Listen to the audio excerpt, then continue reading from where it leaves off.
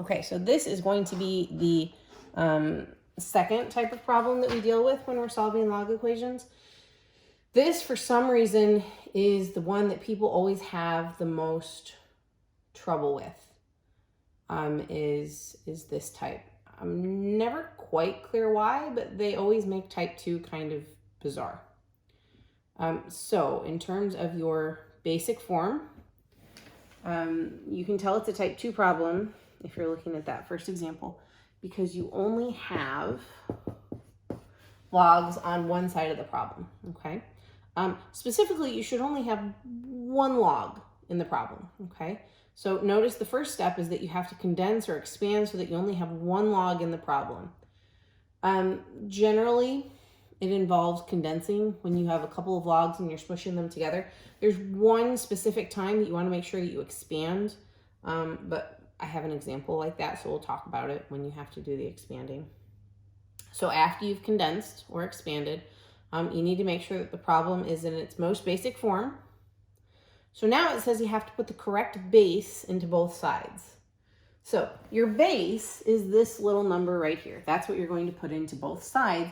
What you're doing is you're putting it in as a base, and then these two things turn into exponents. So you're going to put in a 3 as a base here and here. So on the left side, kind of like type 1 where log base 3 of 3 would cross out, if you have 3 to the log base 3 of something, this portion is going to cross out and you're left with just this. Okay, and then this is where people, I don't know what happens, but they make it super weird. Here, you have to do actual math. So the calculator that you really didn't need for type 1, you need for type 2, because you need to know what 3 to the 4th power is, okay? Base, exponent. You're not multiplying them together and making it 12. You're doing 3 to the 4th power, which is going to be 81. Okay, so you have to finish solving for x. So if this hadn't just been x, if it had been x plus 2 or x minus 5, you would have to finish. And then you have to check your answer to make sure that you're not trying to take the log of a negative number, or technically 0. It's really simple. What you want to do is you want to look at your original problem. And I crossed out parts of it, so I'm going to rewrite it. And you take this and you plug it in for x. You don't have to type anything into your calculator. You're just saying, this, when I plug in 81, would I be taking the log of a negative number? Since 81 on its own is not a negative number, then that means that x being 81 is fine, okay? Let's say that instead of x, this was, say, x minus 82, and you did your solving, and you ended up with 81. If you plug that into this, you end up with -1, which is a negative number, so then you would cross that out and say that you have no solution, okay? But again, you're just plugging it into this. You don't really worry about this portion of it when you're plugging stuff in, okay? So we're going to do 5 more, because like I said, we're doing extra of this type because this is the one that people tend to have the most trouble with. So second one, you've got 4. So again, I'm going to go down, not across, because these are easier than that second column.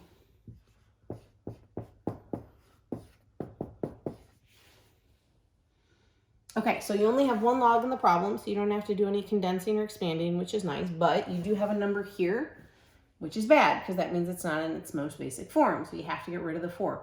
You cannot distribute the 4, because not math. You need to move it to the other side, so you'd be dividing by 4. So then you're looking at log base 2 of x minus 5 equals 12 divided by 4 is 3. Now it's in its most basic form. You got to put your base in. So again, your base is this little number. It goes in as a base and makes both of these things exponents. So the 2 in the log base 2 will cross out. So then you have x minus 5 equals, you want to figure out what 2 cubed is, which again is not 2 times 3. It's 2 to the 3rd power, which is going to be 8. And then you just finish solving for x. You would add over the 5. 8 and 5 is going to be 13. So again, before you can circle it, you got to check it and you go back to your original problem. You go say, okay, so in here I have 13 minus 5, which is a positive number. So then that's your answer. If this had been a negative number, again, you would cross that out and say no solution. Or if it had been 0, which it shouldn't be, but just in case. Okay. Third one.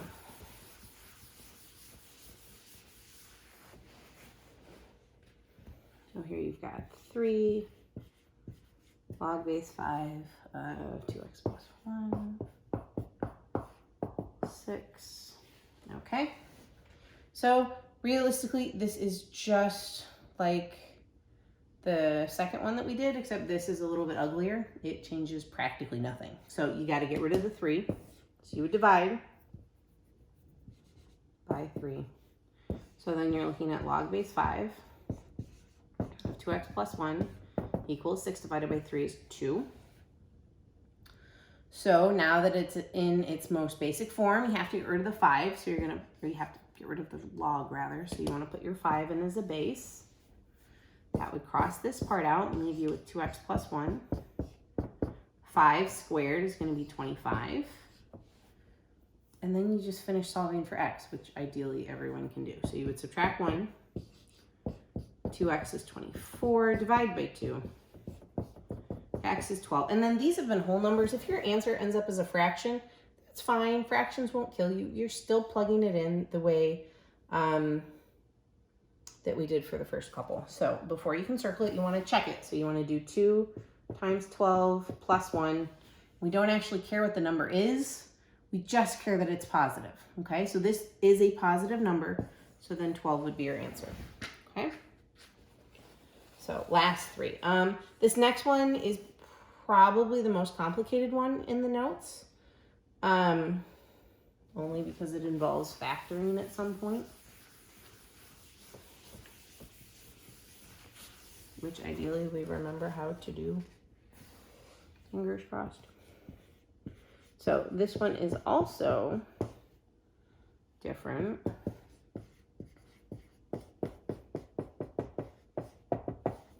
In that you have multiple logs.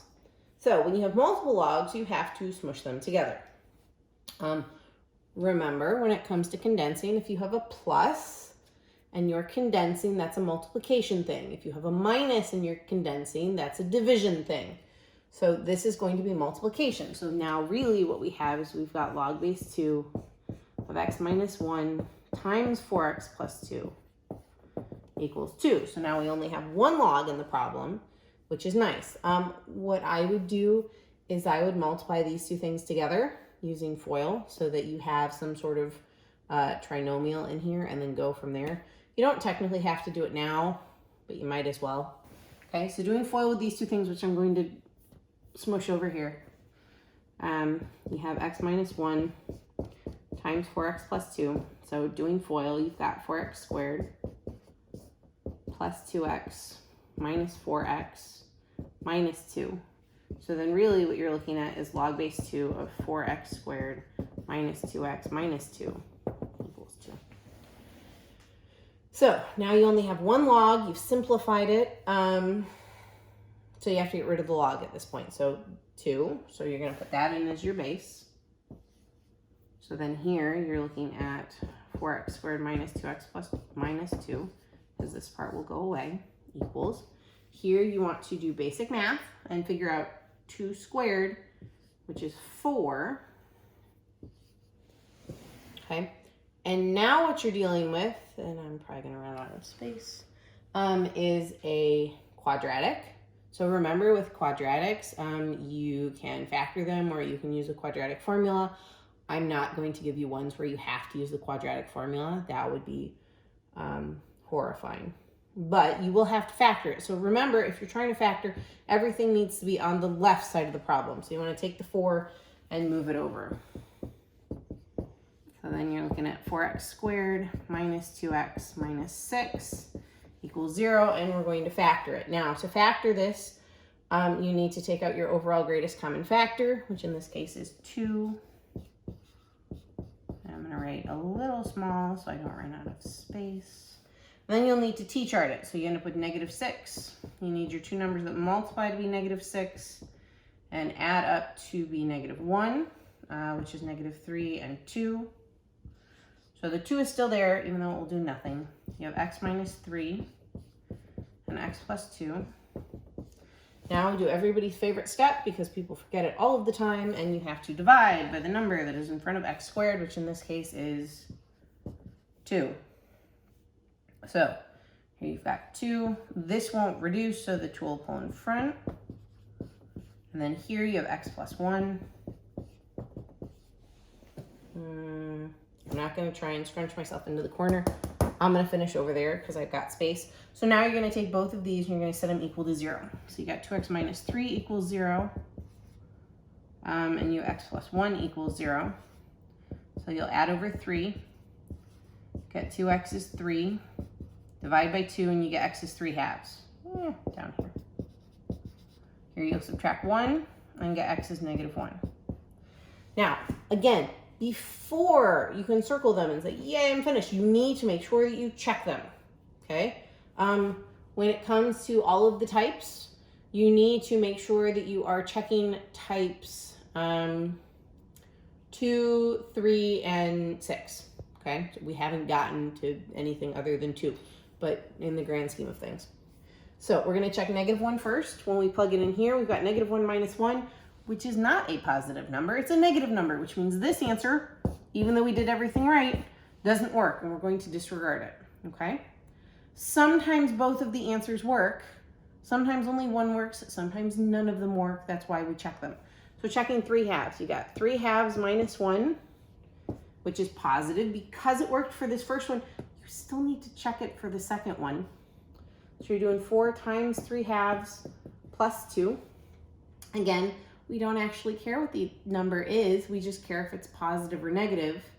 So if you have a positive number plus another positive number, it's a positive number. So that one's okay. So that means that 3 halves is our answer, and negative 1 just goes away. Okay. Again, you generally end up having to factor problems when you are condensing with plus and you have x's for both of these are the ones where you end up having to factor at some point. Okay, so we're going to do 2 more. Again, this was probably the roughest one on the page. And then we'll be done.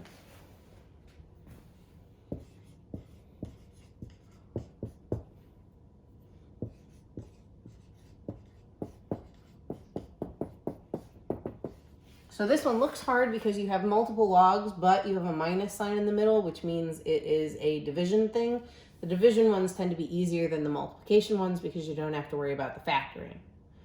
So you have multiple logs, so that means you need to smush them together with division. Don't be the person that tries to subtract these two things because that is not how math works. So you would condense with division. And you go, oh good, now I only have 1 log in the problem, so you have to get rid of it. So again, to get rid of the log, you have to put this number in as your base and turn these things into powers. So here this will go away, and you're left with x over 3x minus 4 equals. On this side, you got to figure out 3 squared, which is going to be 9. Then you just got to solve for x. So to solve for x, because you have x's on the top and the bottom, you got to multiply the bottom over to the other side. Here it'll cross out. You have x equals, here you want to distribute. So then you're looking at 27. X minus 9 times 4 is going to be 36. So solving for x, you would subtract 27. X. Because all of the x's need to move left and all of the numbers get to stay on the right side. So x minus 27x is going to be negative 26x. Is going to be negative 36. Then you divide by negative 26. And then x is going to be 18 over 13. Fine. So, at this point, you want to take 18 over 13, you want to plug it in. So when you plug it in here, it's a positive number. So you go, okay, well that one worked. And then you need to plug it in here. So you're doing 3 times 18 over 13 minus 4. If you're not sure if it's positive or negative just by looking at it, you can type it into your calculator, which is fine. When you put it in your calculator, you end up with 0.153 whatever. But either way, it ends up being a positive number, which is good because that means that this is your answer, okay? You cannot assume that just because this is a positive number, it will work. Similarly, you can't assume if this had been a negative number that it wouldn't work. You would still want to make sure that you're checking it all the time, okay? Last one. So this last one that we need to talk about is the only time in which you should be expanding, okay? Most of the time, you end up wanting to condense.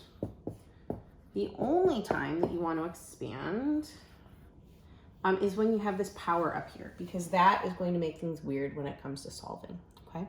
So when you have a power up here, you need to expand. So if you remember, when it comes to expanding and you have powers, the powers need to pull down in front of the log. So even though it started out looking a little bit threatening, really this is then exactly like the first and second problems, or not first and second, the second and third problems that we did, in that you just now need to divide by the 5 and solve. So you divide by 5, so now you got log base 4 of x plus 7 equals 3. Put your 4 in, because 4 as your base. This will go away. You have x plus 7 equals 4 to the third is going to be 64. Subtract 7.